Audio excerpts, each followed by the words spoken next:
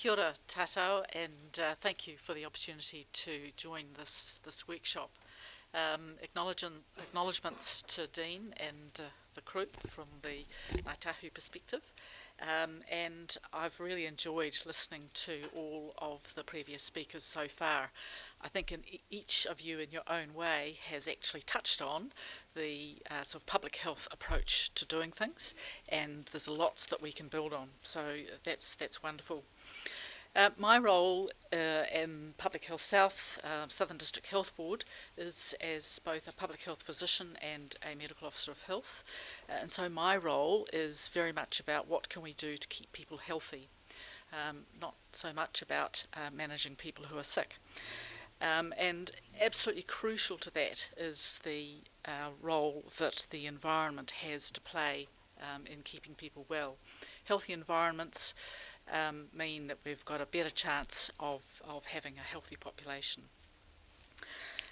Today I'm going to talk a little bit about water quality issues from a public health perspective, give a couple of examples, draw on some big picture work that has come our way earlier this year, and then talk a little bit about a possible framework for action. So let's move right on there to some of the water quality issues from a public health perspective. And the first point I want to make is that actually our rural, urban and coastal environments are all linked. Some of the things that we see as important are the role that intensive agriculture has to play on our water quality, in particular the role that irrigation has, and becoming increasingly obvious the issues around the large volume of water that's used for irrigation, the potential impact that has on land environments and further downstream in the water, but also the cost of water and how do we sort of reconcile that with the way in which it's being used. Good examples of that this morning, in particular the stormwater, the hard impervious surfaces, gardening, and I'm particularly mindful of new developments in our Central Otago and Queenstown Lakes areas in particular, where the landscape is dry and arid, but in new communities perhaps a move towards green, lush gardens requiring irrigation, fertilisers, and then the runoff effects of that.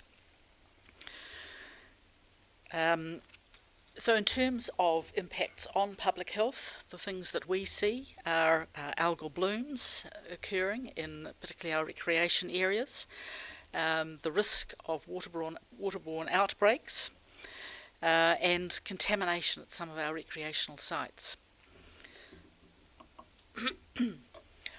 The other thing I think we need to be very mindful of is that environmental degradation is by very nature a relatively slow sort of process, and I think that this can result in complacency within our population and communities. When you think about it, our grandchildren growing up at the moment experience the environment as it is today, not necessarily aware of what it might have been like for us a number of decades ago, when we had free run of streams and beaches that weren't contaminated. And so this complacency results in people thinking about the current state of the environment as being normal. We're also experiencing at the moment growing communities, and often the infrastructure in those communities is stretched. We have complex urban planning processes. It is hard to reduce pressure on land use in relation to population growth. We're also seeing a growth in tourism, and I think a changing face of that tourism. People wanting to experience a pristine and natural environment, people wanting to get out there and live the dream, and we see significant pressures in some of those areas, which may well be diminishing the experience of people who live there on a regular basis, but also visitors. We need to think also about the unknowns. what don't we know that's coming up? And when I think back to the beginning of my career, and the sort of rise of dairy farming in particular, thank goodness actually for the long-term monitoring that has been in place. Greg, you're absolutely right, it's an important feature. We're now much more aware of the role of nitrogen leachate into groundwater aquifers and the risks therefore to fresh water and drinking water from that.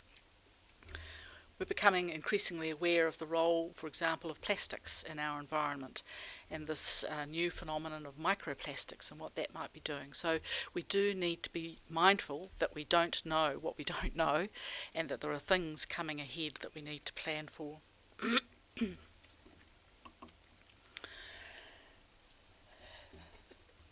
The role of local government in urban issues is of increasing importance. And it's increasingly clear that collaboration across the different arms of local government is going to be essential. This country is very much an urban population, some 86% of us living in towns and cities. Generally, at the moment, our environmental quality is good, but we're going to have to work hard to keep it that way, and the fragmented planning with separate laws for land use, for transportation and for urban issues is probably going to become more and more complex. It is already complex and difficult, and I think is becoming a barrier to some sensible thinking. We don't have a strong system of integration around discharge permits, and I think that's fair to say that around the country there's arguably inconsistent implementation of policies, often because there's perhaps not been as much national guidance as we might like, and certainly a lack of resources for doing the compliance, monitoring and enforcement that's required at local level. Again, just a reminder of the fundamental connection though between human health and environmental health. And again, unless we get this right from a health perspective, our populations are going to suffer. Some brief examples. Many of you who live down this way will be aware of a reasonably significant outbreak of norovirus gastroenteritis, which occurred in the Cardrona area. This occurred around the time of the ski season, and so attracted quite a lot of publicity. There were 53 people who were confirmed or probable cases, but there was anecdotal evidence of a lot of other cases that had occurred in weeks prior to this. It turned out that the drinking water systems were contaminated, and part of the reason for that was the physical layout of the drinking water bore systems and its proximity to the sewage disposal field. One would think that that was pretty elemental stuff, but again, things happen. Further to this, at the time, it was identified that there was environmental contamination of the Cardrona River with the same species of norovirus as was found in those in the outbreak. We're noticing that algal blooms are becoming more frequent, in particular over this last summer. We've had issues around the Falls Dam at the head of the Manuherikia catchment. We know that Waihola can be an area where blooms can occur, and of course Tomahawk. These all serve to impact on the recreational opportunities that people in our communities have. And none of us really wants to be putting these sorts of signs up, but unfortunately that's a reality of these kinds of changes. In terms of communities with on-site disposal, kind of leaping around all over the place a bit here, but these are the areas where communities used on-site disposal, with one correction. However, the big red spot at the dot is incorrect, so please just take that off the map. But this is where we need to focus our work in upgrading on-site disposal systems, or preferably making sure that we've got adequate reticulation. Glenorchy, Clyde, Kingston, Middlemarch, coastal communities, Hampden, Aramoana, and then Outram. Now, we've already seen some of the work that's been done around monitoring off the coastal beaches in Dunedin here, and absolutely agree that the changes that have occurred have been positive in recent years. Point out that the only thing that we do monitor is the enterococci, and we know that there's a lot of other stuff that goes into the environment, not necessarily putting in a plug for monitoring methamphetamine and other kinds of things, but there we have it. The technology may be there for that sort of thing. Now, just drawing on some of the bigger picture issues, there's two areas here. The first, I think, is this report from the OECD in which they point out that there are some concerns about the environmental performance review that has recently been done. And I guess raising some questions and some flags that we all need to be mindful of. In essence, a growth model in this country that's based on natural resources, but are we now showing signs of environmental limits being reached? And I think that our recent examples of the state of fresh water in this country, the state of biodiversity, what's happening around climate change emissions are all things that we need to have thoughtful conversations about. So how effective then are the current environmental laws and policies and the tools that we have to use to curb environmental pressures? Here are some other parts of that. Intensive dairy production. We've begun a process of freshwater policy reforms, but perhaps further support is needed to assist local authorities with setting realistic and rigorous goals, and I think to speed up implementation. We've known about a lot of this for a long time, but actually we've got to get on and do something about it, and so it is imperative that we start to act. Some of the suggested actions from this review are around transitioning to a low carbon, a greener economy, strengthening our national level management of various forms of pollution, accelerating the implementation of our water management reforms, building capacity of our Māori communities in particular to ensure their adequate participation in natural resources management, and really thinking about this urban planning system that we have. How can we actually make it a little bit more sensible?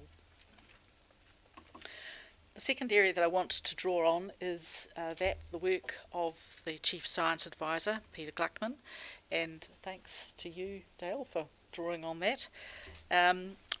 Again, I think a pretty clear warning. The science is clear. New Zealand's fresh waters are under stress because of what we do in and around them.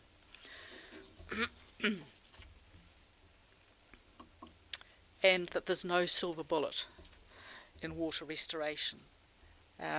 We have considerable legacy effects, we have cumulative effects, and these are being exacerbated by our new urban or agricultural developments.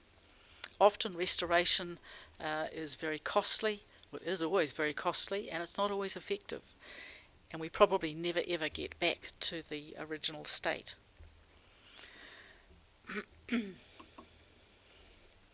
Potential solutions are complex, and I would suggest that there are three sort of key components to this. Firstly, the availability of appropriate technologies and procedures, and again I think we've heard some brilliant examples of that this morning from previous speakers. The importance of the policy environment, absolutely critical, because that will set the direction of travel and the approach that we need to take.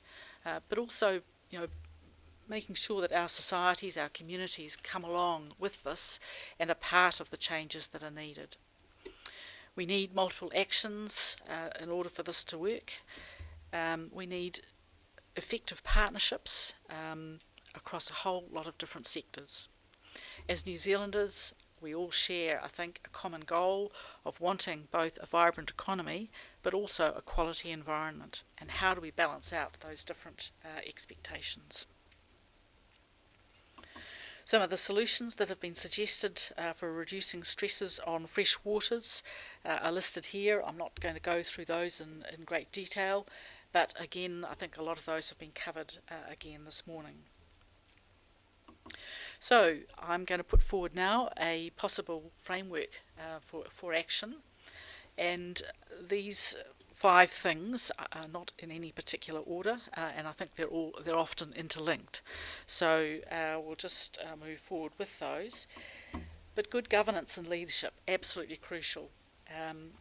We know that the economy and our social and environmental aspects of our communities are all linked, and we need to be thinking about those in a linked up way. Stewardship. We must consider the best interests of all citizens and find ways of doing the right thing. We know that there are vested interests who are willing and capable of creating difficulties in putting forward and implementing sensible changes. How do we manage those? Question for the economists in the room. Is economic growth the goal, or is this a way of getting better outcomes? And then how do we build the capacity and the systems and the processes to deliver the outcomes? Again, I'd suggest that collaboration is going to be key. Secondly, what do we do about the question of evidence for decision making? Many people would say that we don't have enough evidence. Many people will say that there's never going to be enough evidence. But actually I think there's enough evidence. It's about how we use that. We know that qualitative evidence is just as important as quantitative evidence. It needs clearly to be robust. It needs to be timely and useful. And we need to be mindful of the issue of evidence being neglected or perhaps even rejected by those who have the power. We've seen examples of conversations around alternative facts and vested interests working hard to create confusion. Are we asking the right questions? And finally, the importance of prudent avoidance and using the precautionary principle. And again, we've heard from previous speakers about that. In terms of better evidence, here was an interesting summary of ideas about what better evidence might look like. Primary prevention. Avoid risk factors. We know what a lot of those are. We've heard already about some ways of preventing floods, preventing stormwater problems. We need to actually get on and do those. We need to have a process for risk assessing new products before they're released into the environment. Many new chemicals, we just don't know whether they're going to cause problems in 10, 20, 30 years' time. In terms of tools, we need policies that are based on evidence, which aims to achieve inclusive growth and leaves no one behind. We need to consider other things like impact assessments, where we positively and we look at the positive and negative impacts of a proposed activity or project. In the health sector, we're very mindful of the importance of taking a health and all policies role, which is where we have multi-agency multi-agency approaches to working on particular issues and shared issues. Holding politicians accountable. It's great to see so many people in elected offices here today, and I found this quote, which I thought was pretty interesting. If we want to move forward, we have to do it together. We had to make the best decisions for our residents, our employees and our children, and to do that we have to leave our egos at the door and start trusting each other. Equally though, those of us who work in the science community or in other areas of policy and such need to make the science accessible to both our politicians and to our communities. We need to make sure that we're supporting effective measures, and we need to stop supporting ineffective measures. And that's going to take a whole lot of collaboration. So, just to conclude by saying that from a Public Health South perspective, in terms of a position statement for fresh water in the Southern District, 5 key points. The first of which is that health and well-being of our people is of critical importance and should take priority in water management decisions, especially where there are competing interests for water use. As public health practitioners, we have legislative responsibility to improve, promote and protect the health of people in our communities and to reduce the adverse social and environmental effects on health. We will work collaboratively with local government and with iwi to protect water quality. Our efforts to protect and restore water quality should be supported by the most comprehensive and current scientific evidence that's available. But where evidence is lacking, then the principle of prudent avoidance should apply. And finally, we recognise that water is of major importance for economic development. And while economic well-being is necessary for good health, water quality for social, recreational, cultural and environmental reasons is actually fundamental to health. A sustainable and thriving economy is vital. So, from a health perspective, it's about how can we make healthy choices easy choices. We know that prevention and working in a primordial prevention way, upstream, whatever you want to call it, is absolutely crucial. We know that remediation of adverse environmental impacts is very costly, not always successful, and certainly not in the best interests of our community. Thank you. Thank you, Marion.